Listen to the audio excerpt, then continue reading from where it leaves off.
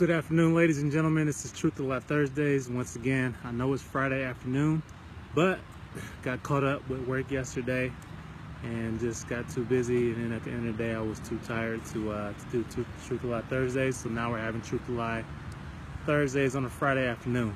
So this is a pretty good question. It says, when the Bible says to wait on your ministry in Romans 12, does that mean you have to wait literally, as in time?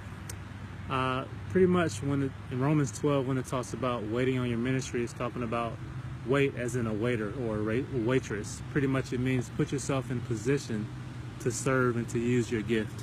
When you go to a restaurant, the first thing that the waiter does is they come to you and they wait on you. They ask you what you need. And so when it comes to waiting on your spiritual gift, when it comes to the gift in Romans 12, those three gifts he's talking about, serving, teaching, and exhortation, is pretty much you put yourself in a position to use those gifts. It's not waiting on it as far as, oh, I can't do it yet until a certain time period.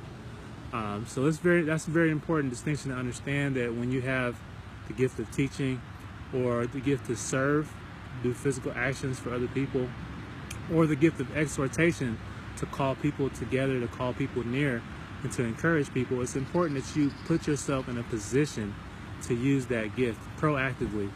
Those are not the gifts that you wait for as far as time. Those are the gifts that you wait on, or wait for, or wait on those gifts as far as using those gifts proactively,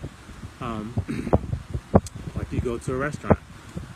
So there are gifts where you do have to wait on, like basically the gift of a spouse. You can't just go get your own spouse. You have to wait on the Lord. We talk about the governmental gifts, gifts of the Son, the apostle, prophet, pastor / teacher, and evangelist. Those are when God makes you a gift.